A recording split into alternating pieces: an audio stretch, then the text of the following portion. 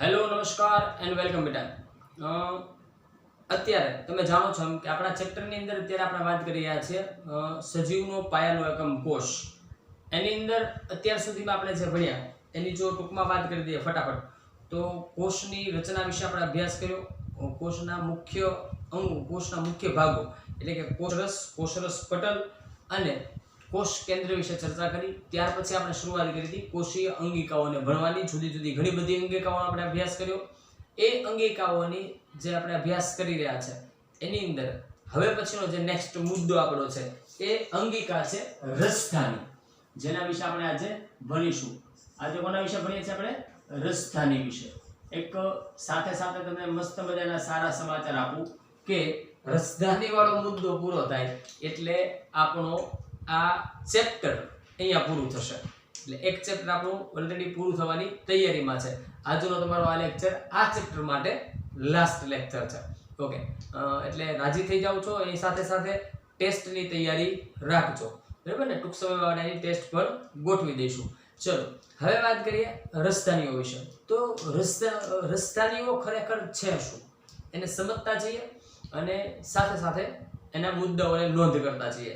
એક એક મુદ્દો લખશું અને એને સમજવાનો પ્રયત્ન કરશું. તો રસધાની છે એ ઘન કે પ્રવાહી પદાર્થોનો સંગ્રહ કરતી કોથળી જેવી રચનાઓ છે. રસધાનીઓ શું છે?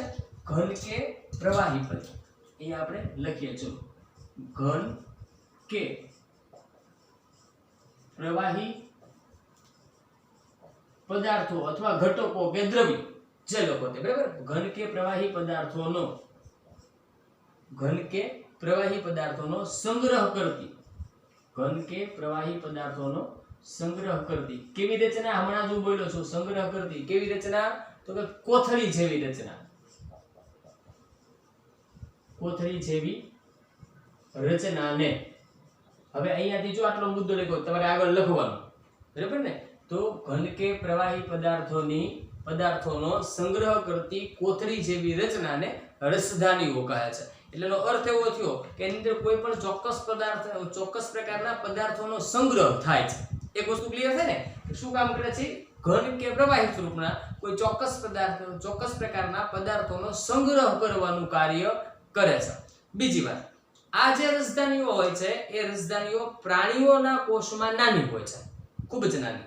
જ્યારે વનસ્પતિ કોષમાં એ મોટા કદની હોય છે. એટલે આ મુદ્દાને નોંધવો જરૂરી છે. તો આપણે અહીંયા એમ કહેશું કે રસધાનીઓ જે છે એ પ્રાણી કોષમાં નાના કદની, જ્યારે વનસ્પતિ કોષમાં, ચલો સાથે સાથે આપણે લખતા જઈએ બંને મુદ્દાઓ, બરાબર? તો આપણે એમ કહેશું કે વનસ્પતિ કોષમાં મોટા કદની, પ્રાણી કોષમાં કેવી છે? નાના કદની. જ્યારે વનસ્પતિ કોષમાં કેવી હોય છે? મોટા કદની. એટલે મોટા કદની જે રસધાનીઓ છે એની અંદર જો વાત કરીએ વનસ્પતિમાં, તો ખાસ કરીને વનસ્પતિના કોષમાં જે કેન્દ્રસ્થ રસધાની હોય એ કોષનો લગભગ 50 થી 90% જેટલો હિસ્સો રોકે છે. કેટલો? 50 થી 90% હિસ્સો. જો તો આપણે એમ કહેશું કે વનસ્પતિ કોષમાં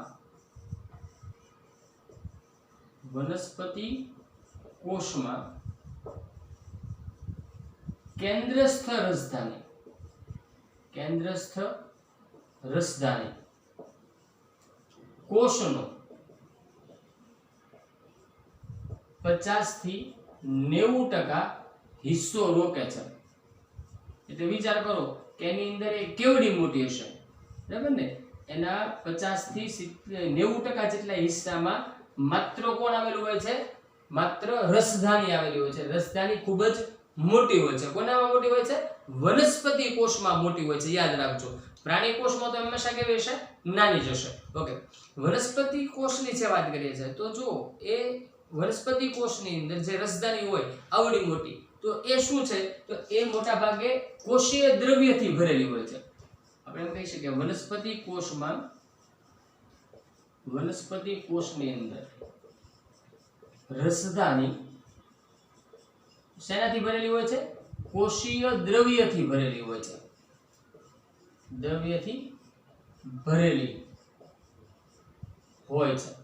આ બધા મુદ્દાઓ બેટા અગત્યના છે, ટૂંક નોંધ કદાચ પૂછાય પરીક્ષાની અંદર, ખાસ યાદ રાખજો. હવે આવડી મોટી રસધાની વનસ્પતિની અંદર જરૂરિયાત શું છે? તો એ વનસ્પતિને આશુનતા અને બરડતા આપે છે. આ રસધાની છે વનસ્પતિ કોષને, આ વનસ્પતિ કોષને શું કામ કરે છે? આ રસધાની વનસ્પતિ કોષને આશુનતા, મજબૂતાઈ અને બરડતા આપે છે અથવા બક્ષે છે, બરાબર, પૂરી પાડે છે જે લોકો તે. ઓકે, તો એનો અર્થ શું થાય કે વનસ્પતિ કોષની અંદર જે આ રસધાની હોય છે એના કારણે વનસ્પતિ કોષ ફૂલેલો રહે છે, જેના કારણે એકદમ ફૂલ કહીએ ને તો ફૂલેલો અથવા એકદમ ટાઈટ વનસ્પતિ કોષ રહે છે. એ કોના કારણે હોય છે? આ વનસ્પતિ કોષની રસધાનીને કારણે. વનસ્પતિ કોષમાં ની રસધાની જેની અંદર આવા દ્રવ્યો ભરેલા હોય છે, એ કોષરસીય દ્રવ્ય છે, એના કારણે વનસ્પતિ કોષની રસધાની ફૂલેલી હોય અને પરિણામે વનસ્પતિ કોષ છે આશુનતા અને બરડતા બક્ષે છે, એટલે કે એ ખૂબ જ મજબૂત બને છે અને એકદમ ટર્જીડ એટલે કે ફૂલેલો રહે છે. ઓકે, પછી વનસ્પતિ કોષની અંદર જે અગત્યના દ્રવ્યો, આપણે એમ થાય કે આ એની અંદર આપણે વાત કરીએ કે કોષને આપણે વાત કરીએ, જો કે વનસ્પતિ કોષમાં કોષીય દ્રવ્યની ભરેલી હોય છે, તો એ કયા દ્રવ્યો, કેવા પ્રકારના? તો વનસ્પતિ કોષના મોટા ભાગના અગત્યના દ્રવ્યોનો સંગ્રહ આ રસધાનીમાં થાય છે. આપણે એમ કહીએ, ચલો એક મુદ્દો લખતા જ સાથે. વનસ્પતિ કોષમાં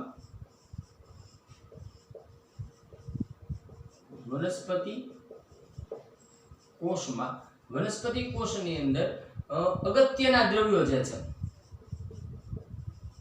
અગત્યના દ્રવ્યોનો સંગ્રહ રસધાનીમાં થાય છે. અગત્યના દ્રવ્યોનો સંગ્રહ રસધાનીમાં થાય છે. ઓકે, ક્યાં આગળ? રસધાનીમાં થાય છે. તો આ દ્રવ્યો કયા કયા છે આપણે એની વાત કરીએ તો વનસ્પતિ કોષમાં અગત્યના દ્રવ્યો કોણ હોઈ શકે? તો એક તો એમિનો એસિડ છે, પછી શર્કરા છે, જુદા જુદા પ્રકારના કાર્બનિક એસિડ છે અને કેટલાક પ્રોટીન, બરાબર, આવા બધા દ્રવ્યો. તો કોણ કોણ છે એની અંદર?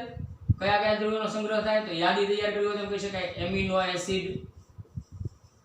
કોણ હોઈ શકે બેટા? એમિનો એસિડ છે, પછી વિવિધ પ્રકારની શર્કરાઓ છે, વિવિધ શર્કરા, બરાબર, વિવિધ પ્રકારની શર્કરા છે, પછી વિવિધ કાર્બનિક એસિડ છે, વિવિધ કાર્બનિક એસિડ જુદા જુદા પ્રકારના. એની સિવાય જુદા જુદા કાર્બનિક એસિડ સિવાય પેલા કેટલાક જુદા જુદા પ્રકારના પ્રોટીન્સ, કેટલાક પ્રોટીન. જો આને પૂરો કરીએ તો એમ કહેવાય કે નો સંગ્રહ ક્યાં થાય છે? રસધાનીમાં થાય છે. રસધાનીમાં થાય છે. રેડી? જો આ બધા કાર્યો કોના છે? વનસ્પતિ કોષની રસધાનીના છે. પ્રાણી કોષની રસધાની કે પ્રાણી કોષની અંદર જે રસધાનીઓ છે ખૂબ નાની હોય છે, એનું મહત્વ એના કરતા વધુ શેમાં છે? વનસ્પતિ કોષમાં. એટલે એની સરસ તમને લાંબી સમજૂતી આગળ આપી છે. ઓકે, હવે અમીબા જેવા પ્રાણીઓ, જો આપણે વાત કરીએ પ્રાણી કોષની રસધાનીની, તો અમીબા જેવા જે એક કોષી પ્રાણીઓ છે એમાં પણ ચોક્કસ પ્રકારની રસધાનીઓ જોવા મળે છે. અમીબા જેવા એક કોષી પ્રાણીઓમાં જોવા મળે. જેમ કે અમીબાની અંદર એક રસધાની છે જેનું નામ છે અન્નધાની. આ અન્નધાની છે એ ખોરાકના પાચનનું અને એનો સંગ્રહ કરવાનું કાર્ય કરે છે, બરાબર ને? તો ખોરાકના દ્રવ્યો છે એને સંગ્રહ કરવાનું કામ ક્યાં થાય છે? અન્નધાનીની અંદર, જે એક પ્રકારની રસધાની છે. રસધાની જે ખોરાકનો સંગ્રહ કરે છે અમીબાના દેહની અંદર, કોષની અંદર, એને આપણે અન્નધાની નામ આપ્યું છે, એક સ્પેશિયલ નામ આપ્યું છે. બાકી એ છે કોણ? રસધાની જ છે, બરાબર. તો એ શું કામ કરે છે? ખોરાકના દ્રવ્યોનો સંગ્રહ કરે છે, એનો ખોરાકના દ્રવ્યો ધરાવે છે અને જેને અમીબા ઉપયોગમાં લેતું હોય છે. તો આપણે અહીં આગળ એની નોંધ કરી લઈએ કે એક કોષી સજીવ, એક કોષી સજીવોમાં પણ જોવા મળે છે. એટલા માટે આપણે એની વાત કરીએ છીએ કે એક કોષીય સજીવ જેવા કે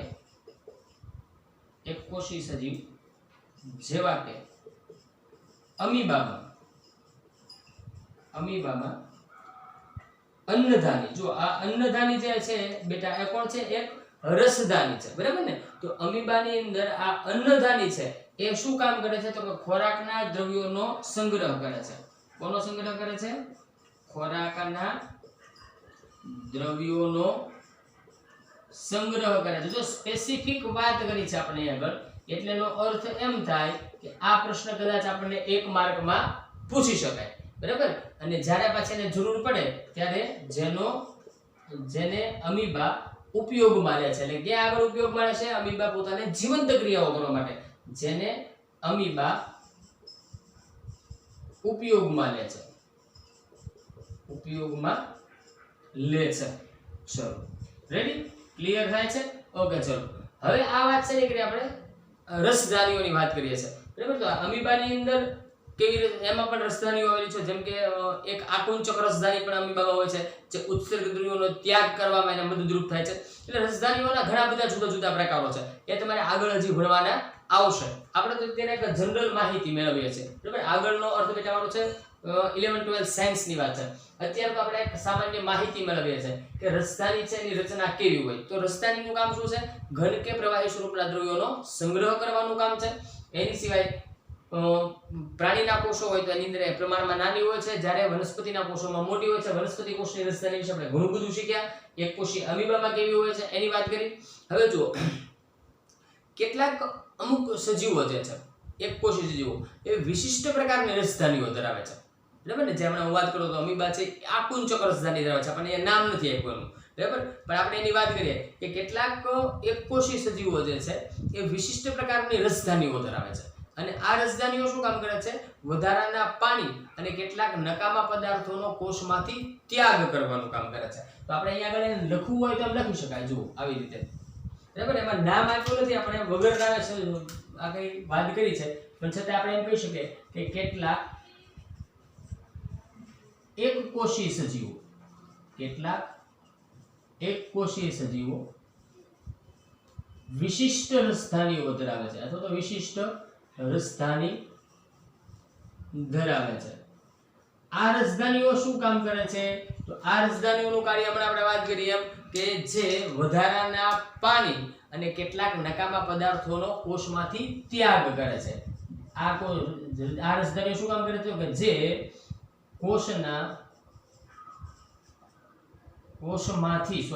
કોષમાંથી વધારાના પાણી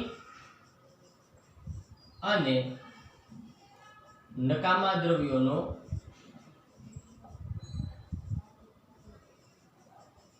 કોષની બહાર નિકાલ કરે છે, કોષની બહાર નિકાલ કરે છે. લ્યો આટલું લખો તમે, એટલે તમારી રસધાનીની ટૂંક નોંધ કમ્પ્લીટ પૂરી થઈ જાય. હવે અહીંયા આગળ આપણી રસધાનીની ટૂંક નોંધ પૂરી થાય છે. આમાં તો ઘણા રાજી થઈ ગયા છે, હાલે લઈ લો, પૂરું થઈ ગયો પાઠ, જબરદસ્ત કામ કરી લ્યો. આજનો લેક્ચર પૂરો. રાજી નો થઈ જતા બાકી છે. હા, અભી તો પિક્ચર અભી બાકી है. ચલો શરૂ કરીએ પાછા. તો મેઇન શું વાત છે બેટા, હવે આપણે થોડું ઘણું શું શીખવું છે? આખા પાઠમાં આપણે જે શીખ્યા એના આધારે પાઠને આપણે એવું કીધું હતું કે સજીવનો પાયાનો એકમ કોષ. તો આટલું બધું શીખ્યા પછી આપણને ખબર પડી છે ને કે આ પાયાનો એકમ શા માટે છે, હે ને? તો આપણે એને થોડું તાજું કરીએ. આખા યુનિટને એક નાનકડા એવા રેપિડ ફાયર રાઉન્ડ જેવા મુદ્દાઓ આપણે છેલ્લે તમને ટેક્સ્ટ બુકની અંદર આપ્યા છે, એને જરાક જોઈ લઈએ એટલે આપણને આઈડિયા આવે ખરેખર આને આપણે શા માટે પાયાનો એકમ કહીએ છીએ. બરાબર સમજો. જો પહેલી વાત કે કોષ છે એના આધારે વાત કરીએ છીએ. તો કોષ છે એ પોતાની રચના નક્કી કરે. સાચું કે ખોટું? જોજો બરાબર સમજો. કોષ પોતાની રચના નક્કી કરે છે. જવાબ આપજો હા કે ના. સાચી વાત છે કે ખોટી વાત છે? પોતાની રચના નક્કી કરે છે, બરાબર ને? કેવી રીતે?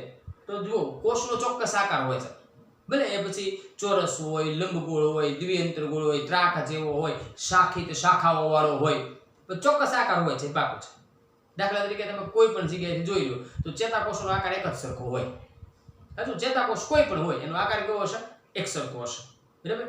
એવી રીતે સ્નાયુ કોષો છે એનો ત્રાક જેવો આકાર ને ત્રાક જેવા જ હોય. રક્તકોષની આપણે વાત કરી હતી, રક્તકોષ છે દ્વિઅંતરગોળ જ હોય. તો એનો ચોક્કસ એની રચના નક્કી કરે છે ને, એની પોતાની એક ચોક્કસ રચના છે. સમજો જે હું કહું છું એના આધારે આપણે કેટલીક બાબતોને સાબિત કરવાની છે. ઓકે, બીજી વાત, એ કોષ જે છે એ કાર્ય કરવાની ક્ષમતા ધરાવે છે. કોષ કાર્ય કરવાની ક્ષમતા ધરાવે છે. સાચું કે ખોટું? કેમ કે કોષની અંદર ઘણી બધી અંગિકાઓ આવેલી હોય છે.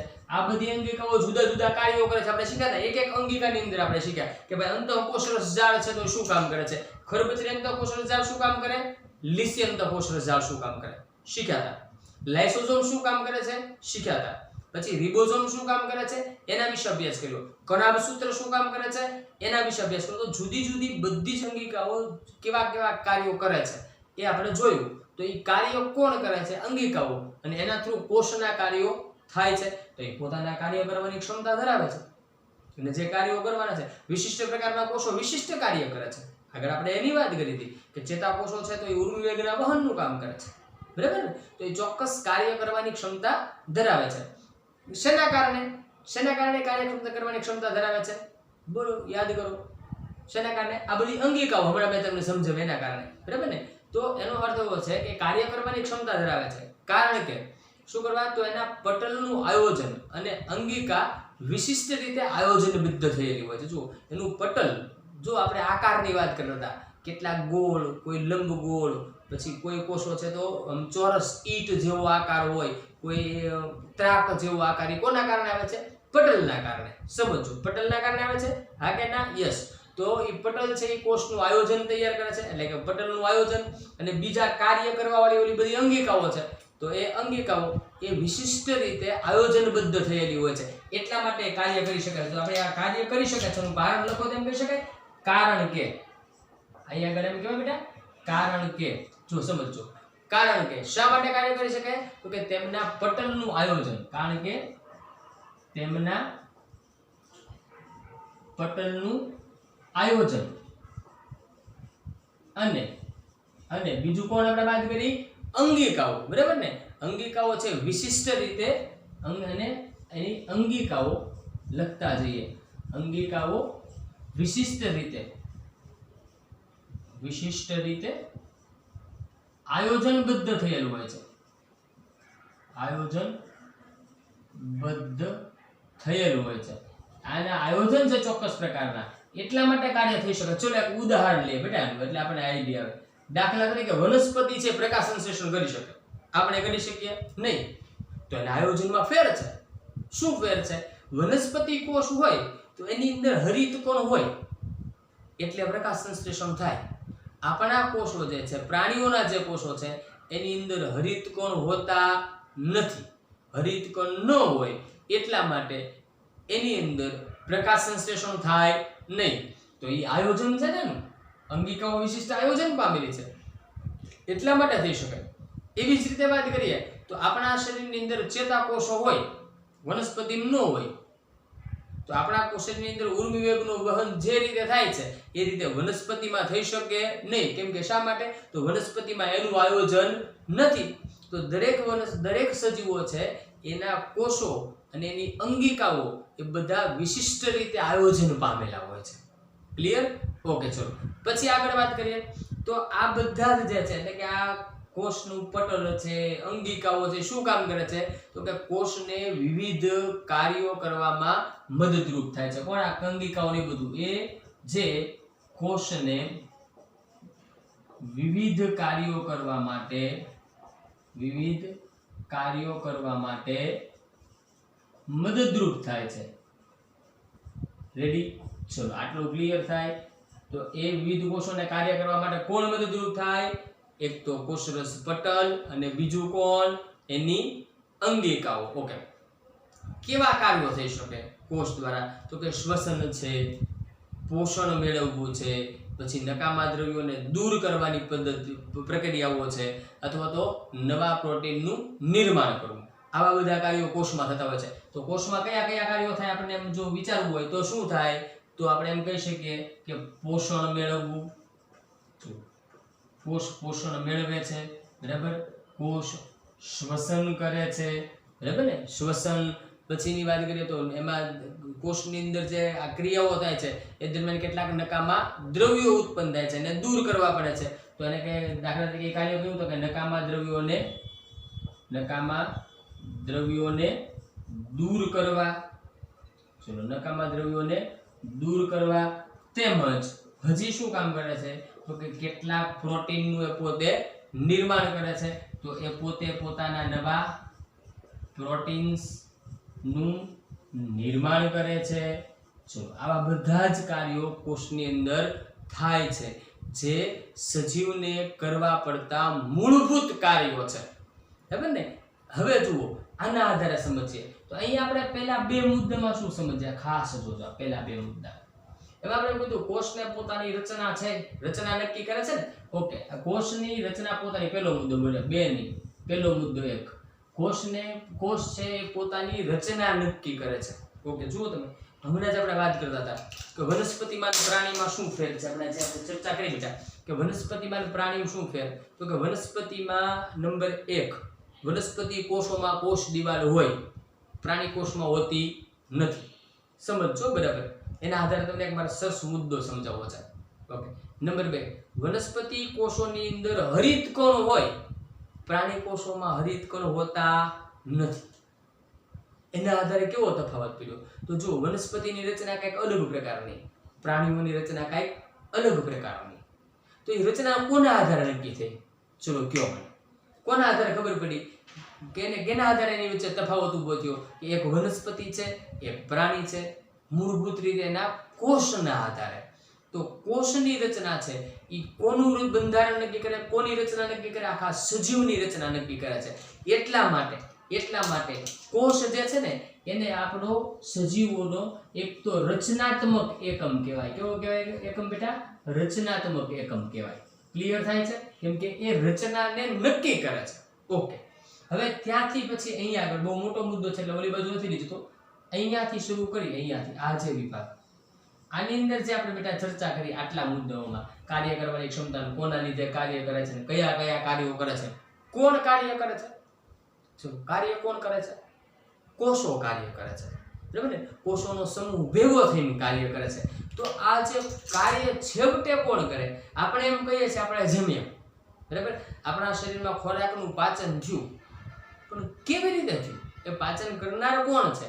તો આપણને તરત આઈડિયા આવે, ભાઈ ચાવવાનું કામ મુખ કરે છે. ઓકે, જેવો ખોરાક નીચે જાય ને જઠર છે ને વલોવાનું કામ કરે છે, નાના આંતરડામાં એનું પાચન થાય છે. ઓકે, પણ એ એક્ઝેક્ટલી આ કામ કોણ કરે છે? તો આપણે એમ થાય કે જઠર કામ કરે. એટલે જઠરની રચના શું છે? જઠરને એ વલોવાનું કામ થાય છે, શેના દ્વારા થાય? જઠરમાં હું કઈ મોટરો ફિટ કરી છે? ના, એવું તો કઈ નથી. તો કામ કોણ કરે છે? આપણા શરીરના પેશીઓ હશે.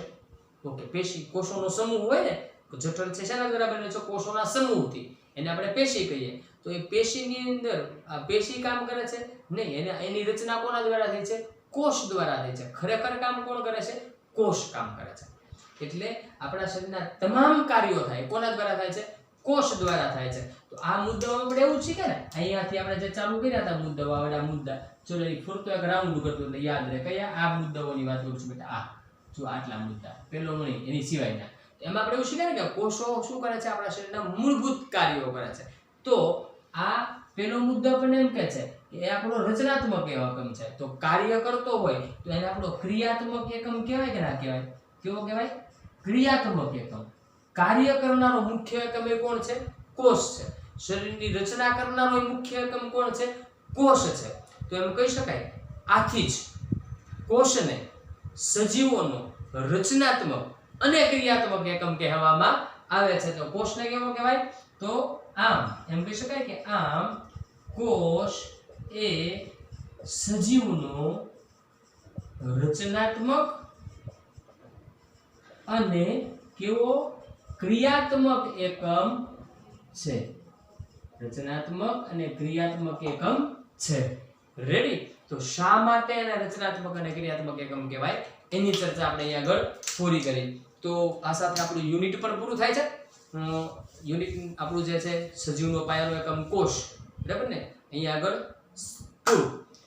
નેક્સ્ટ લેક્ચરમાં નવા કોઈ યુનિટ સાથે પાછા મળશું. પરંતુ એ પહેલા બેટા એક આજનું હોમવર્ક સમજી લઈએ, બરાબર? તો આજના હોમવર્કની જો વાત કરીએ તો આપણે રાજધાનીની જે ટૂંકનોંધ છે એને તમારે 2 ટાઈમ્સ 2 વખત લખવાની છે. આ આપણું હોમવર્ક છે.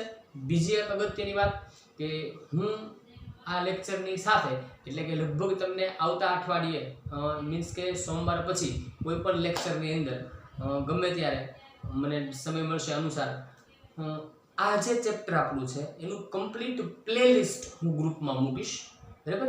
એટલે તમારે એ પ્લેલિસ્ટની અંદર આપણા જેટલા વિડીયો છે 7 કે 8 આઈ થિંક વિડીયો બન્યા છે, બરાબર ને, 8 વિડીયો કે 9 વિડીયો વધુ ને હશે, તો એના દ્વારા તમારે એનું રિવિઝન કરી લેવાનું છે, બરાબર. વાંચો, બેસ્ટ વસ્તુ છે, રીડિંગ કરજો, બેસ્ટ વસ્તુ છે. પણ જો કોઈ મુદ્દો ન સમજાતો હોય તો શું કરશું આપણે, હું આખું પ્લેલિસ્ટ મૂકીશ, એટલે તમને બધા વિડીયો એની એક સાથે મળશે. એટલે તમારે એનું રિવિઝન કરી લેવાનું છે, અને રિવિઝન કરી લ્યો એટલે મેક્સિમમ મોર ધેન અર્લી આપણે આ ચેપ્ટરની એક ટેસ્ટ ગોઠવવી છે, બરાબર. એટલે આપણે કેવું ભણ્યા છીએ એની ખબર પડે, અને તમે કેવું સરસ ભણી શકો છો એ તમને પણ ખબર પડે, બરાબર. અને અમને પણ ખબર પડે કે તમે ઘરે બેઠા કેટલું સરસ ભણી રહ્યા છો, બરાબર. તો આપણે જલ્દી પાછી એક ટેસ્ટ લેવી છે. નેક્સ્ટ લેક્ચરની અંદર પાછા આપણે એક નવું ચેપ્ટર ચાલુ કરશું. મોટા ભાગે મારો વિચાર છે કે બાયોલોજી જ ચાલુ કરશું, બરાબર. બાયોલોજીનું હજી એક ચેપ્ટર છે સરસ મજાનું, આ કોષોને લગતું જ છે, તો સાથે સાથે એને ભણી નાખીએ તો એક રિધમમાં સરસ રીતે બધું ચાલતું હોય તો તમને મજા આવશે ભણવાની, બરાબર. કોષો પછી પેશીઓ વાળું એક ચેપ્ટર છે, એને આપણે ચાલુ કરવાનો વિચાર છે. તો ચેપ્ટર તો પૂરું થયું છે, હોમવર્ક અપાઈ ગયું છે, સૂચના અપાઈ ગઈ છે, બરાબર. હવે નવા લેક્ચર સાથે ફરી પાછા જલ્દી મળશું. ત્યાં સુધી આવજો. Take care of yourself. Thank you very much.